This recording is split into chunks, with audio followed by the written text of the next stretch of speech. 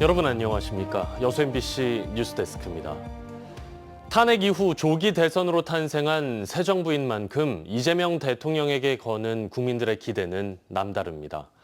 새 정부 100일, 지역 민심은 어떻게 평가하고 있는지 서희령 기자가 들어봤습니다.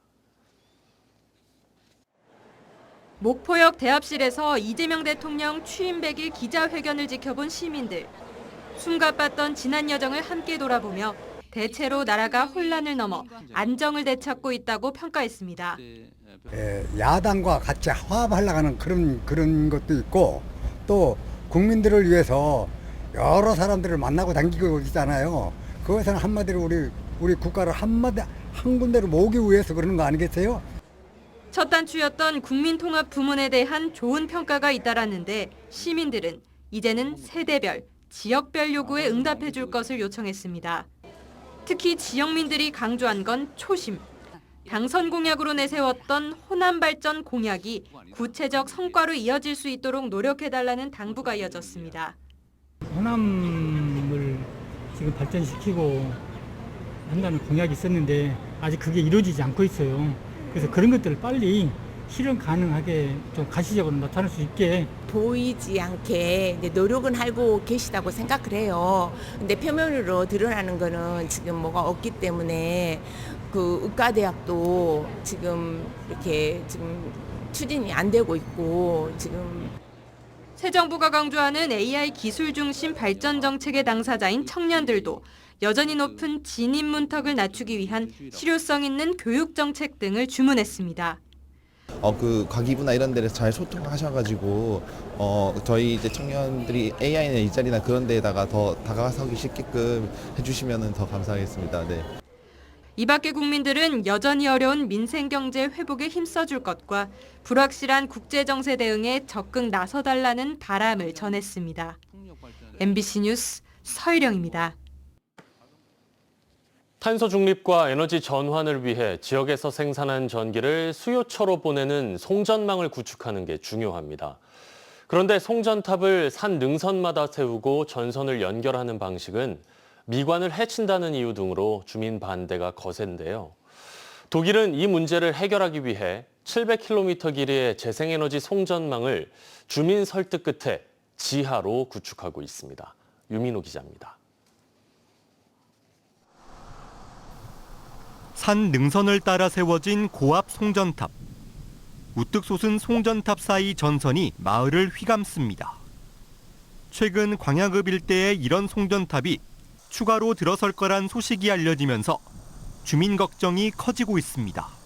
고압선이 흐르면은 안 좋다는 그런 얘기가 지금 자꾸 전해지고 내려오고 동네 어르신들이 다 암으로 돌아가시기 때문에 지역에서 생산한 전기를 수도권으로 올려보내는 송전망. 대개 땅 위 송전탑을 짓고 송전선로를 잇는 방식입니다. 미관을 해치고 건강 영향 등을 이유로 전국에서 주민 반발에 부딪히고 있습니다. 화석연료를 쓰지 않고 오는 2035년까지 재생에너지 100% 달성 목표를 세운 독일은 어떨까? 독일은 자원이 풍부한 북부에서 생산한 재생에너지를 공장이 많은 남부 지역으로 전달하는 게 과제입니다. 대규모 송전망 조성 계획을 두고 우리처럼 주민 반발이 컸는데 이들이 택한 방식은 전면 지중화였습니다. 땅 밑으로 초고압 직류가 흐르는 이른바 전기 아우토반. 쥐트링크 건설 현장입니다. 독일 최대 송전망 구축 프로젝트로 남북 700km를 땅 아래로 잇게 됩니다. 총 비용은 16조 원이 들 것으로 추산되는데 지상화 방식보다 몇 배 더 비싼 규모입니다. Auch politischen Widerstand der betroffenen Gemeinden und Städte. Und daraufhin hat der Gesetzgeber beschlossen, diese Leitungen als Kabel zu verlegen, die öffentliche Akzeptanz für diese Vorhaben zu steigern. 투명한 정보 공개와 끈질긴 주민 설득도 이 프로젝트의 핵심입니다. 민감한 내용을 뺀 모든 자료를 웹사이트에서 쉽게 확인할 수 있고 공청회뿐 아니라 소규모 간담회가 송전선이 지나는 마을 곳곳에서 열렸습니다.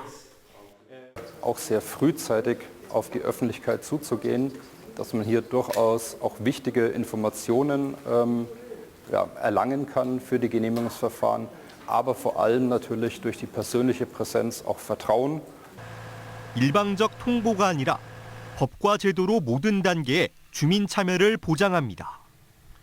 신뢰를 쌓은 뒤 적절한 보상이 함께 이뤄지면서 독일 국토를 종달하는 초대형 프로젝트에 속도가 붙었습니다. Und mit im Laufe der Zeit, die Entschädigung ist ja erst später besprochen worden, als wir den Leitungsverlauf beeinflussen konnten und dann zur Entschädigung kamen, fiel die Sache natürlich leichter. 이재명 정부는 핵심 국정과제로 에너지 고속도로 구축을 채택했습니다.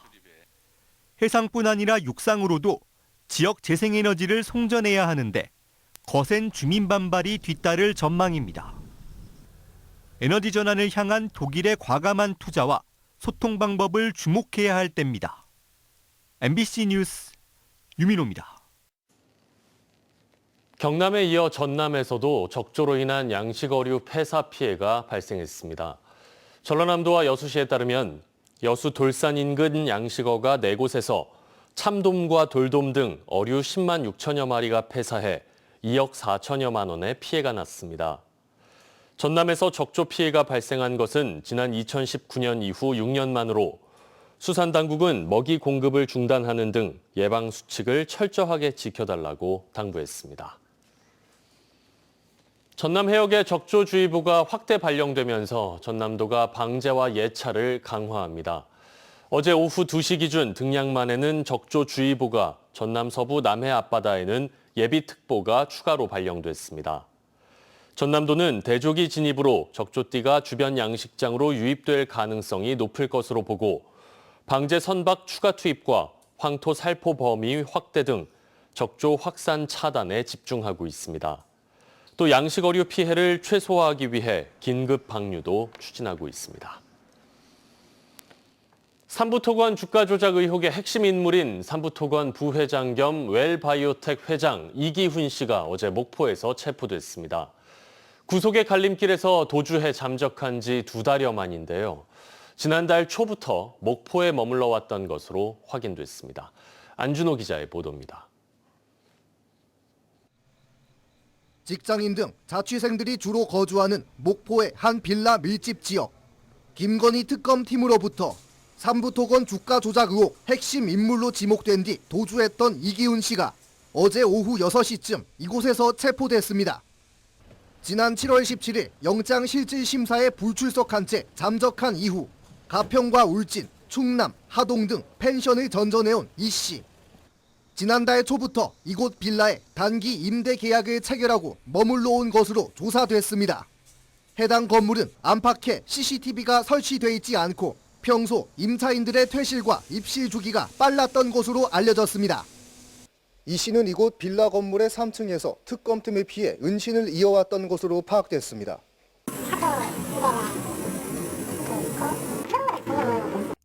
휴대전화 5대와 데이터 에그 8대, 데이터 전용 유심 7개를 사용하며 특검팀의 추적을 피해온 이 씨.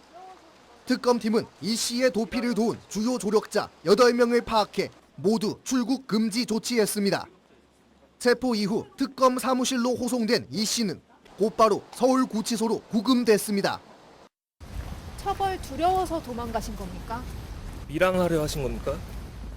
이 씨는 지난 2023년 5월부터 9월까지 우크라이나 재건 특수를 알리는 방법 등으로 삼부토건 주가를 조작해 수백억 원의 부당이익을 챙긴 혐의를 받고 있습니다. 특검은 웰바이오텍의 주가도 유사한 방식으로 조정됐다고 보고 그 연결고리를 이 씨로 판단하고 있습니다. 또 주가 조작 의혹 전반에 김건희 씨가 연루돼 있는지 파악하는 한편 이 씨가 밀항을 시도하려 했는지 여부 등을 조사하고 있습니다. MBC 뉴스 안준호입니다. 2025 세계유산축전 서남사 순천 갯벌 개막식이 내일 저녁 7시 순천 그린 아일랜드에서 열립니다.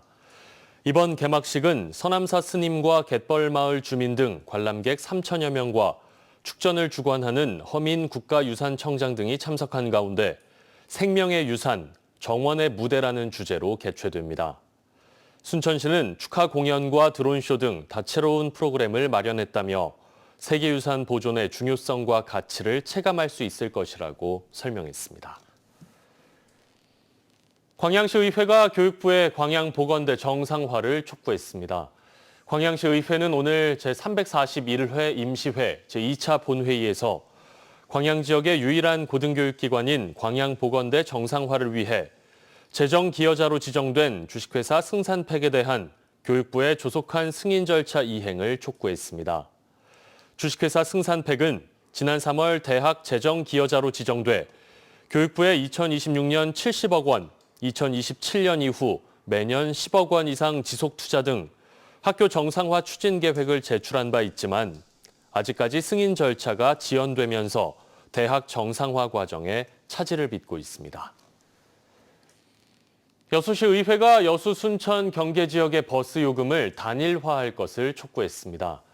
촉구안을 대표 발의한 정현주 의원은 율촌과 소라 지역은 생활 경제적으로 순천과 긴밀하게 연결돼 있지만 순천시 관할 운수회사가 운영하는 버스를 이용할 때 추가 요금을 지불해야 하는 불합리한 구조가 지속되고 있다고 밝혔습니다. 정 의원은 수도권이나 대전, 세종권처럼 지자체 간 협의로 단일 요금제를 도입한 사례를 적극 참고해야 한다며 여수시와 순천시가 주민 이동권을 보장하고 교통복지를 확대하는 내용의 협약을 체결할 것을 주문했습니다.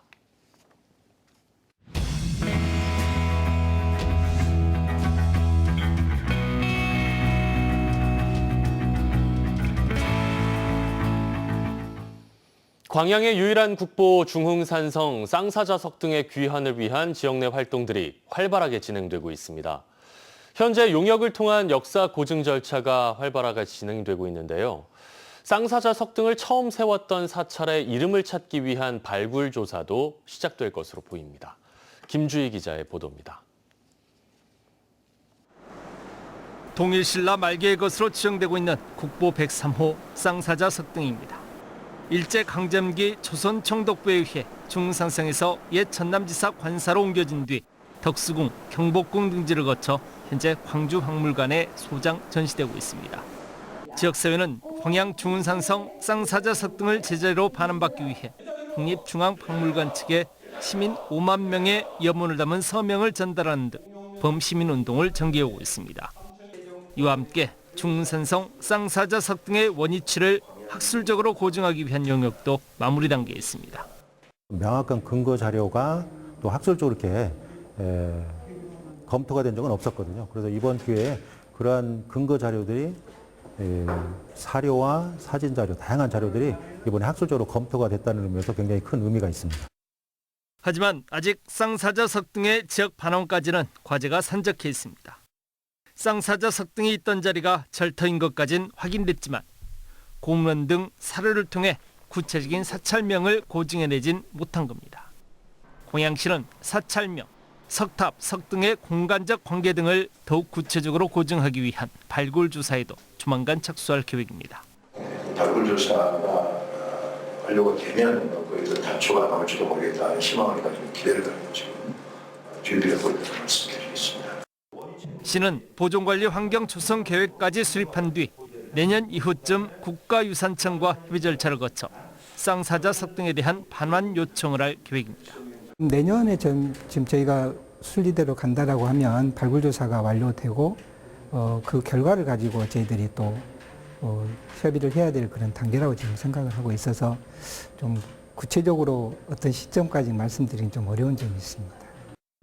광양의 유일한 국보 중흥쌍사자석 등의 귀환을 위한 지역사회의 노력이 결실로 이어질 수 있을지 주목됩니다. MBC 뉴스 김주입니다. 오늘 전남 동부 지역은 대체로 맑은 가운데 빗방울이 떨어지는 곳이 있었습니다. 내일 낮부터는 강한 비 소식이 있는데요.